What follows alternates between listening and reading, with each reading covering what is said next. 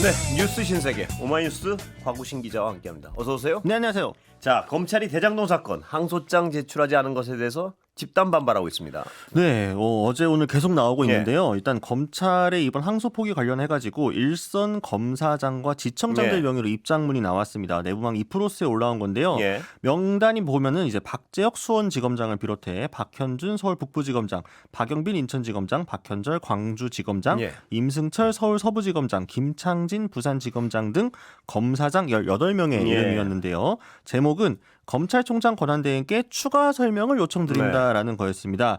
이 일선 검찰청의 공소유지 업무를 책임지고 있는 이 검사장들은 검찰총장 권한대행께 항소 포기 지시에 이른 경위와 예. 법리적 근거에 대한 상세한 설명을 다시 한번 요청드린다라고 했습니다. 그러니까 요지는 서울중앙지검장과 검찰총장 권한대행의 입장이 다른 것 같은데 예. 검찰총장 권한대행의 입장문만 보게 되면은 항소 포기의 구체적인 경위와 법리적인 이유가 포함돼 있지 않아서 납득이 되지 않는다. 예. 그러니 추가 설명이 필요하다라는 요청이었습니다. 예. 자, 민주당에서는 집단 항명이라고 강하게 비판하는 것 같습니다. 네, 오늘 예. 당 지도부 명의로도 상당히 좀 예. 강한 목소리가 나왔는데요. 정청래 대표는 유야무야 넘어갈 수 없다라고 했습니다. 이거는 민주주의와 헌법 그리고 내란 청산에 대한 국민의 명령에 대한 항명이고 예. 거친 저항이다 이런 표현을 썼는데요. 절대 묵과할 수 없다라며 단호하게 조치하겠다라고 했습니다. 김병기 원내대표는 조금 더 구체적으로 지적을 했는데요. 이거는 친윤 정치 검사들의 쿠데타적 항명이다라고 표현을 했고요. 예나 지금이나 조금 더 변하지 않는다. 자신들이 법 위에 서 있다고 착각하고 있다라고 꼬집었습니다. 예. 그래서 이건 조작에 가까운 정치 기소를 해놓고 허술한 논리와 증거가 법정에서 철저하게 무너졌는데도 부끄러운 줄 모른다라고 했고요. 이 기계적 항소권 남용을 자제한 건 당연한 것 아니냐. 한 줌도 안 된 정치검사들이 국민과 민주주의에 도전하는 것이다라고 했습니다. 결국 이건 공무원의 정치 중립 위반이다라고 했는데요. 당 지도부에서는 정치검찰의 항명과 조작 기소 의혹을 반드시 진상규명해야 한다라면서 예. 국정조사 청문회 그리고 상설특검을 예고가 나섰습니다. 이 김 원내대표는 이재명 대통령에 대한 수사와 영장 청구 등 모든 과정에서 윤석열과 친윤 검사들이 어떻게 개입했는지 예. 철저히 따져보고 밝혀보자 이렇게 이야기했습니다. 법무부 장관도요. 네, 예. 정성호 직접, 법무부 장관. 예, 해명하고 나섰죠. 네, 예. 그렇습니다. 정성호 장관이 오늘 출근길에서 예. 대장동 사건 항소 포기 입장 밝혔는데요. 원론적인 입장을 밝혔습니다. 영상으로 확인하고 오시면 될 것 예, 같습니다. 한번 들어볼까요? 이 사건 관련해서는 뭐 원론적인 말씀을 드린다고 하면은 저는 뭐 성공한 수사 또 성공한 재판이었다고 생각합니다. 이번 대장동 관련 사건은 통상적인 기준에 비춰 봤을 때 검찰이 구형했던 양보다도 더 두 사람은 더 많은 형을 선고받았고 통상적인 검찰의 항소 기준인 그 양형 기준보다도 초과하는 그런 형을 선고받았습니다. 물론 법원의 판결 내용에 일부 법리적인 해석의 관점에서 약간의 차이가 있었지만은 전체적으로는 수사 결과에 대해서 법원에서는 제대로 판단했다고 좀 보고 있습니다. 예. 네, 그리고 지금 대검으로부터도 네. 항소 필요성에 대해 어떠한 입장을 밝혔는지에 대해서 이것도 이야기를 했는데요. 예. 이것도 약간 짧게 듣고 오겠습니다. 통상적으로 중요 사건 관련해서는 검찰 통해서 법무부에 보고가 옵니다. 보고가 왔고 그렇게 선고가 됐구나. 그런 정도 보고받았고 그다음에 항소 여부는 신중하게 알아서 판단해라. 맨 처음에 그렇게 얘기한 것 같습니다. 예.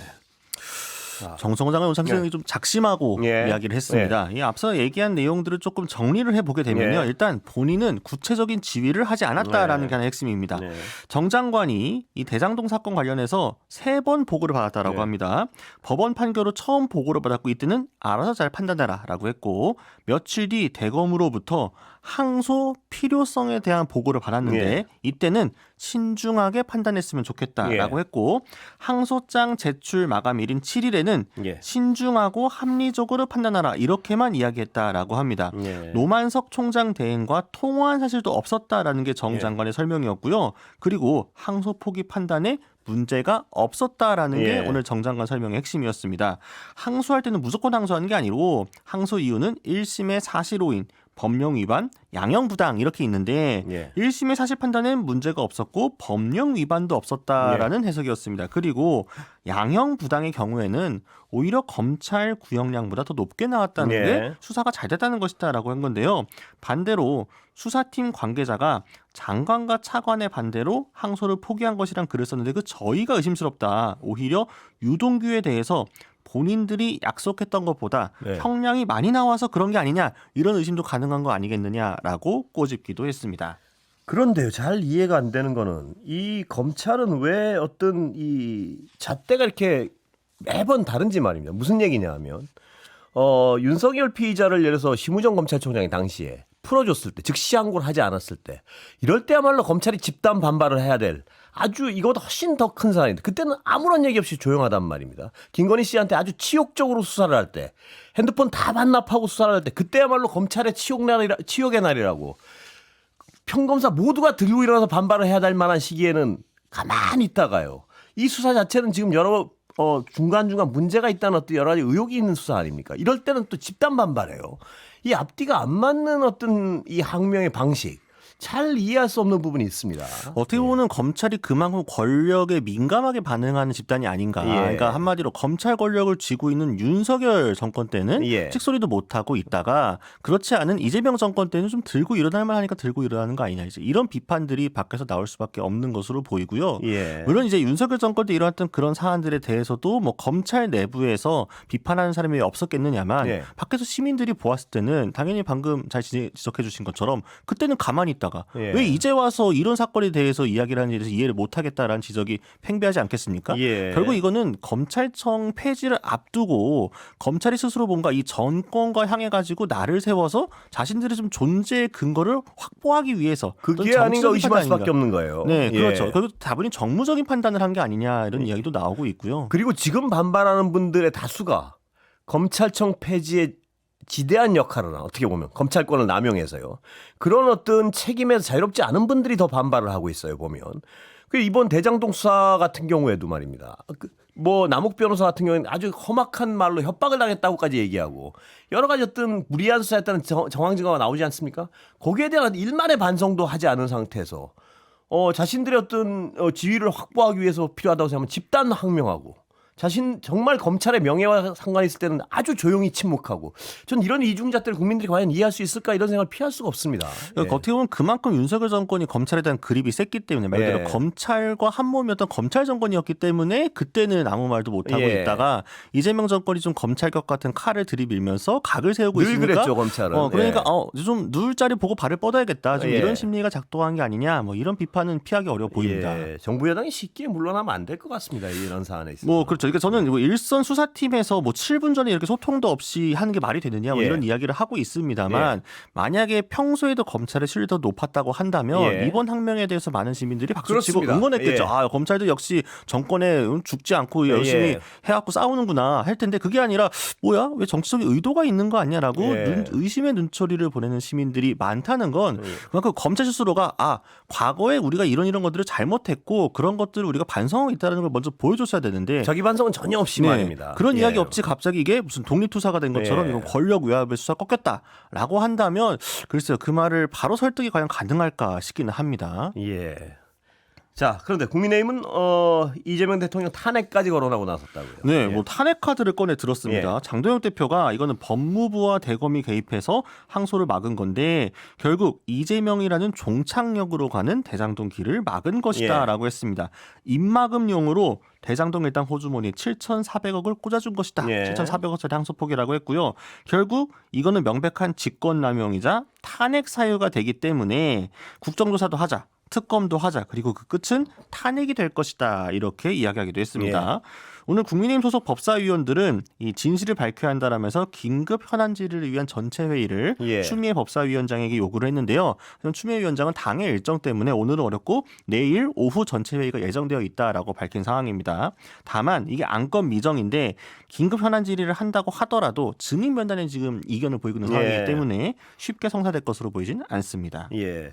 그런데 정작 검사들 지금 반발하고 있는데 검사들 사이에서도 이 항소가 일치되는 의견은 아니었다고요. 네, 예. 이게 SBS보다는 중요한 예. 보도가 나왔는데요. 이게 잘 아시겠지만 1차 수사팀이 있고 2차 수사팀이 있습니다. 이 문재인 정부 시절 대장동 업자들을 처음 재판에 넘긴 게 1차 수사팀이었는데 이 수사팀의 정용환 부장검사가 뭐라고 했냐면은 윤석열 정부 출범 이후 이 대장동 수사를 진행한 수사팀은 항소 과정에서 1차 수사팀 의견을 전혀 반영하지 않았다라는 예. 겁니다. 그러니까 2차 수사팀들은 항소 제기가 만장일치였는데 이걸 예. 밖에서 부당히 꺾은 것이다라고 예. 하고 있지만 오히려 이 과정에서 1차 수사팀에는 아무런 의견을 묻지 않았고 절차적으로 철저히 패싱했다라는 예. 겁니다. 결국 윤석열, 한동훈 체제 합 2차 수사팀의 만장일치 결론이지 항소가 수사팀 전부의 의견은 아니다라고 했는데 예. 바꿔 말하면 뭐 직접 명시하지 않았습니다만 우리는 항소 관련해서 다른 의견을 갖고 있는데 예. 그걸 물어보지도 않고 마치 일선 검사 전체가 항소를 요구했던 것처럼 하는 거는 예. 여론을 호도하는 거 아니냐 좀 이런 맥락으로 해석이 되고 있습니다. 그러니까 2차 수사팀, 윤석열 체제에서의 수사팀과 1차 수사팀, 문재인 체제에서의 수사팀의 의견은 완전히 갈리고 있다. 그러니까 검사들 사이에서 일치된 반발은 아니다. 이 얘기죠, 그러니까. 네, 맞습니다. 사실은 오늘 정성호 장관도 아침에 그 얘기도 했습니다. 예. 1차 수사팀 의견과 2차 수사팀 의견이 다를 거라고 본다라고 밝혔는데 그 내용이 그대로 도출된 거라고 더군다나 봅니다. 다른데 2차 수사팀은 1차 수사팀의 의견을 전혀 경청하지 않고 또 무시했다는 얘기 아니에요. 1차 수사팀 얘기는. 아, 그렇죠. 네. 예. 그런데 자신들의 의견은 무시됐다고 지금 항명하는 것이고요. 네. 그러니까 자신들이 마치 전체 검사의 의견을 네. 대변하는 것처럼 얘기하고 있습니다만 실제로 내부적으로는 그렇지 않은 검사들도 있다. 이 정도로 이해하면 될 것 같습니다. 예. 그리고요. 또 하나의 논리가 검찰이 항소를 하지 않음으로 해서 7천억 규모의 부당이득 환수가 어려졌다. 뭐 이런 주장을 하는데 그건 사실입니까? 이게 이제 야당하고 검찰 측에서 이야기하고 예. 있는 건데 일단 형식 논리적으로 보게 되면은 뭐 예. 틀린 말은 아닙니다. 예. 계산을 해보게 되면요. 이게 배임으로 총 7,886억 원의 부당이득이 나온 건데 예. 1심에서는 이 중에 473억여 원만 추징을 하게 됐습니다. 예. 그러니까 나머지 7,400억 정도가 날아가는 건데 잘 아시는 것처럼 검찰은 항소를 포기했고 피고인들은 항소를 제기했기 예. 때문에 항소심이 열리게 되면은 이 법원의 원칙 불이익 변경 금지 원칙상 이미 나온 추징액보다 높게 설정할 수는 없습니다. 예. 그러니까 검찰 입장에서 아니 위에 것도 다퉈볼만 했는데 예. 다퉈보지도 못하고 7,400 그대로 날린 거 아니냐 지금 예. 이런 지적을 하고 있는 거고요. 예. 이게 뭐 틀린 말은 아닌데 예. 다만 민주당에서 지적을 하는 거는 예. 항소를 하지 않더라도 추징이 아예 불가능한 건 아니다라는 예. 이야기를 하고 있습니다. 예를 들면은 검찰이 이번에 유동규 등을 기소하면서 배임 액수를 처음에는 1차 수사 때 651억이라고 했다가 예. 나중에 액수 불상이라고 했는데 이후 자기적으로 공소장을 변경했을 때가 4,895억으로 늘어났습니다. 그러니까 검찰 측도 그 배임액이 정확히 얼마인지 예. 모르고 왔다 갔다 하기 때문에 그러니까 고무줄처럼 막 적용을 했다 이거죠? 네, 그러니까 예. 법원에서 보았을 때는 이거 자체를 좀 판정하기가 어렵다라는 걸로 인정해서 이만큼 액수가 나온 건데 예. 마치 다 받을 수 있었던 돈을 이것 때문에 못 받는다라고 얘기하는 약간 문제가 있다라는 예. 지적이고 여기에 더해서 이후 민사 관련해서 다른 식의 손해배상 소송을 제기할 수 있기 때문에 이걸 통해서 충분히 또 일부 환수 가능하다. 예. 그러니 이번 항소를 하지 않은 것 때문에 7,400억을 날렸다. 이거는 좀 문제가 있다는 예. 지적을 하고 있습니다. 자, 오늘 원래는요. 이 김기현 전 국민의힘 대표 측이 김건희 씨 측에 전달한 클러치팩 논란. 이게 원래 큰 뉴스였는데 이 대장동 이 검찰 항명에 지금 밀려가지고요. 이게 사실 묻히는 분위기인데 이게 묻힐 만한 뉴스는 아닌 것 같은데요. 네, 사실 예. 요건 굉장히 큰 뉴스고 예. 어떻게 보면 좀 정무적으로 좀 아쉽다는 생각도 좀 듭니다. 그래서 이 뉴스를 좀 전달해 드릴 예. 텐데요. 지난 6일이었습니다. 예. 특검이 윤 전 대통령 부부 자택에서 명품 브랜드 로저 비비의 클러치백을 압수했다라고 예. 합니다. 그리고 감사 편지도 함께 발견을 했는데요. 이게 원래 압수수색을 왜 한 거냐면 인테리어 업체 21g이 특혜받았다는 내용, 이 관저 이전 의혹과 관련해 가지고 압수수색을 하다가 예. 이 가방이 발견이 된 겁니다. 예. 잘 아시는 것처럼 영장에 있는 것만 압수를 할 수가 있기 때문에 예. 검찰 측이 특검이 새롭게 이제 압수수색 영장을 받아가지고 청탁금지법 위반 혐의로 이 물건도 압수를 하게 된 건데요. 예. 특검팀은 김건희 씨가 이 김기현 의원과 당선되도록 뒤에서 지원을 하고 예. 그 당대표 당선에 대한 답례로 이 가방을 받은 것이 아닌가 예. 이렇게 의심을 하고 있습니다. 예, 당시에 김기현 전 대표가요. 대표가 되는 과정에서 상당히 이상한 일이 많이 벌어지지 않았습니까?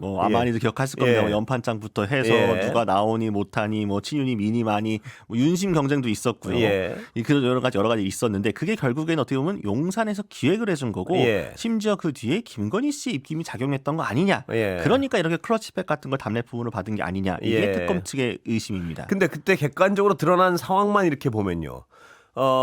용산이 김기현 씨를 밀었다는 것이 거의 외부에 드러난 네. 것만 보면 거의 뭐 그렇게 보였어요. 그냥 노골적으로. 근데 그거에 대한 대가가 아니었냐고 의심을 하는 거죠, 지금? 네, 그렇죠. 그러니까 사실 예. 그때 선거구도 보게 되면은 예. 처음 김기현 의원이 이 소위 말하는 당 대표 출마설이 나왔을 때 예. 여의도 기자들 중에 에이, 설마 하는 그렇죠. 기자들이 굉장히 많았습니다. 예, 좀 그렇습니다. 약하지 않느냐라는 건데 갑자기 교통 정리가 막 예, 되더니 막 됐죠. 네, 예. 후보군들이 정리가 되고 친윤 단일 후보로 김기현 의원이 거의 낙점되다시피 예. 하면서 그대로 쭉 선거를 치르게 된 거였거든요. 예. 윤심과 용산을 등에 업고서 치른 선거였기 때문에 이거 그냥 한 걸까? 뭔가 정치적인 거래가 있지 않을까라는 의심을 그때도 기자들은 많이 했습니다. 그때도 정리가 자연스럽게 된 게 아니고요.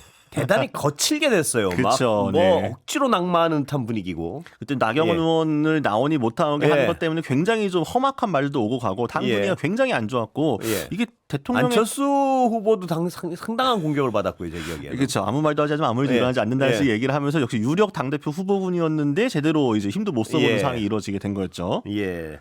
그런데 김기현 의원은 사회적 예의 차원이었다. 이 말도 굉장히 어떤 국민들 반발을 산 것 같은데요. 이 예. 표현이 또 더 논란을 키우는 예. 것 같습니다. 입장문 좀 전해드리면요. 예. 신임 여당 대표의 배우자로서 그러니까 예. 아내가 대통령 부인에게 사회적 예의 차원에서 선물한 것이다라고 예. 했습니다.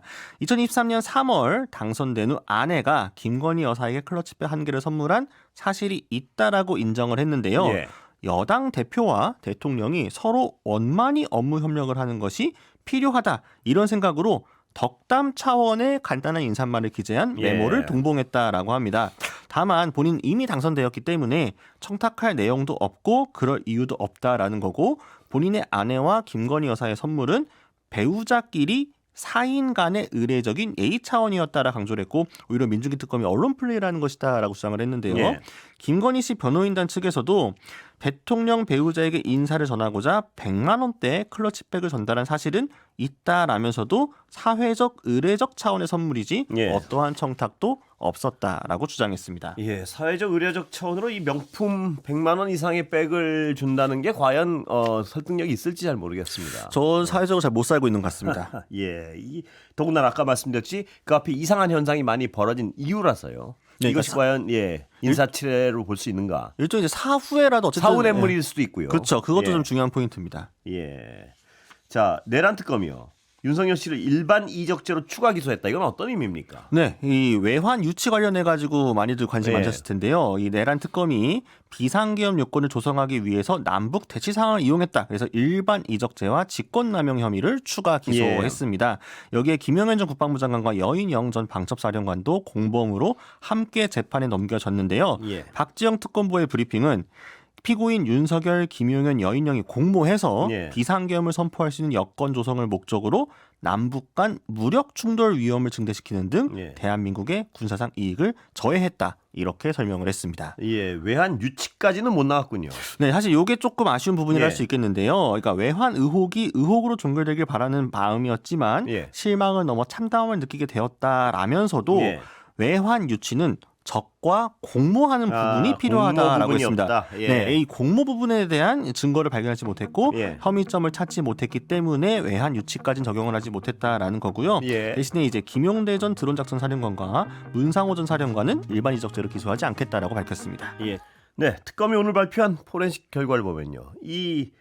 상당히 오래전부터 북한의 도발을 준비해왔다. 도발을 유도하기 위해서 준비해왔다. 뭐 이런 것 같은데요. 네, 그러니까 여인영 전 사령관의 핸드폰 메모들이 좀 예. 오늘 공개가 됐는데 내용이 충격적인 게 많습니다. 예. 일단 2024년 10월부터 11월 사이에 예. 북한의 도발을 기회로 삼아야 한다 이런 구상 대상이 구체적으로 나와 있었는데요. 예. 오늘 공개된 메모가 되게 많은데 예. 그중 일부만 좀 옮겨드리면 이 체면이 손상되어 반드시 대응할 수밖에 없는 타겟팅, 북한에 대한 타겟팅입니다. 평양 핵시설 2개소, 삼지연 등 우상화 본거지, 원산 외국인 관광지, 김정은 휴양소 등을 거론했습니다. 예. 그러니까 여기를 드론으로 타격을 하게 되면은 북한이 반응할 수밖에 없을 것이다. 예. 이런 맥락이었고요.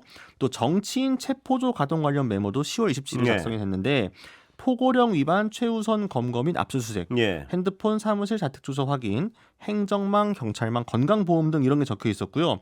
11월 9일 메모에는 명단이 구체적으로 있었습니다. 이재명, 조국, 한동훈, 정청래, 김민석, 우원식, 이하경, 박찬대, 김민웅, 양경수, 최재형, 김어준, 양정천, 조혜주 이렇게 명단이 발견됐습니다. 실제 계엄 당시 방첩사가 체포를 시도한 것으로 알려진 인물들이었습니다. 북한의 공격을 유도하기 위해서 이 체면이 손상되어 반드시 대응할 수밖에 없는. 그러니까 북한이 참을 수 없는 지역을 때린다. 뭐 이런 거였네요. 그러니까. 맞습니다. 그러니까 그냥 북한이 참고 넘어갈 수 없는 곳을 해야만 도발이 나올 것이고 그걸 우리가 역이용할 수 있다. 정말 섬찟한 일이군요. 거의 뭐 이거는 북한의 도발을 거의 강제적으로 이끌어내려고 했다는 건데요. 네, 그러니까 북한 무인기 보내고 났을 때 확인도 안 해주던 그때 이미 이런 계획하에서 움직였다는 걸 지금 생각해보면 얼마나 섬뜩한지. 예. 그렇군요. 특검 측에서는 공소장 변경하고요. 추가 구속 필요성도 언급한 것 같은데 이건 어떻게 됩니까? 일단 공소장 변경 부분은요. 예. 비상계엄 논의 및 준비 시기에 대해서 노상원 수첩을 판독해봤더니 늦어도 2023년 10월 군 장성 인사가 이뤄질 무렵부터 준비가 이루어졌다라는 겁니다. 그래서 원래는 특검 현재 공소장에는 2024년 3월 말부터 4월 초로 이 계엄 최초 모의 시점이 적혀 있는데 이걸 더 당겨서 바꾸겠다라는 거고요. 추가 구속은 이 1월 중에 구속 기한이 윤석열 씨가 만료가 되는데 여기에 더해서 주요 피고인들의 추가 구속이 필요하다라는 겁니다. 국민 입장에서는 비상계엄을 선포한 것 이상으로 이 외환 의혹이 충격과 공포가 있었을 그렇습니다. 것이고 추사하는 입장에서도 고통스러울 정도였는데 구속 기간이 만료가 되면 별도로 영장을 청구해야 하지 않겠느냐 이런 생각이 든다라고 가능성을 열어두었습니다. 자, 유네스코 세계유산 종묘요. 맞은편의 재개발 사업. 오세훈 시장은 어떤 입장입니까? 계속 논란이 커지는 것 같은데요. 네, 일단 오세훈 시장 같은 경우에는요, 일단 여기에 실제로 재개발을 한다고 하더라도 종로가 손상될 일은 없다라는 주장을 반복하고 있습니다. 그래서 오늘 같은 경우에는 아예 김민석 국무총리에게 공개 토론을 제안하기도 했는데요. 중앙정부가 나서서 이렇게 일방적으로 서울시를 매도하는 건 굉장히 유감이다라면서 오히려 지금 종묘 앞이 도시의 흉물이기 때문에 그대로 둘 수가 없다. 세운 사고역 재정비 촉진 사업은 종묘 훼손한 일이 결단코 없다라고 강조를 했습니다. 정부 입장은 뭐죠 이게? 일단 정부에서 상당히 우려를 표하고 있는데요. 최희영 문체부 장관도 그런 일이 일어나지 않도록 하겠다라고 했고 오늘 김민석 총리도 직접 현장을 방문해서 비판을 했고 그에 앞서서 허민 국가유산청장 같은 경우에는 지난주 국정감사에서 만약에 여기가 개발공사 강행이 되게 되면은 등재 유네스코 등재가 취소될 가능성도 있다라고 했습니다. 왜냐면은 이 종묘의 어떻게 보면 지위가 위험에 처한 유산으로 바뀔 수가 있기 때문에 유네스코 등재에 대해서도 취소 여지에 대해 우려를 밝히기도 했습니다. 그렇다면 이 양측의 주장이 엇갈리는데 보면 오세훈 서울시장은 이걸 반드시 하겠다는 건가 이미 결정을 한 건가요 이게? 그렇죠. 최근에 이제 그 법원의 판결도 나왔기 때문에, 그러니까 법적으로 행정적으로 무리 없이 가능하다라는 서울시가 이제 좀 판결을 받았습니다. 이게 종묘 반경으로 100m까지는 허가를 받아야 되는데 170m 정도로 벗어나 있기 때문에 진척 가능하다. 그러니까 여기에 고층 건물을 세워서 좀 밀집도를 올려 보겠다는 이야기를 하고 있습니다. 근데 고층 건물 세우면 가릴 거 아닙니까? 이게 왜 괜찮다는 거죠? 그러니까 지금 서울시 잘 아시는 것처럼 개발할 수 있는 땅이 워낙 별로 없는 상황이기 때문에 몇 안 되는 자투리 땅 중에 하나고 지금 약간 이제 노후한 낮은 층의 건물들이 있는 상황이다 보니까 이걸 깔끔하게 보기 좋게 밀어버리고 새 건물을 세우겠다 이런 구상이긴 합니다. 여기까지 듣겠습니다. 곽우신 기자였습니다. 고맙습니다. 감사합니다.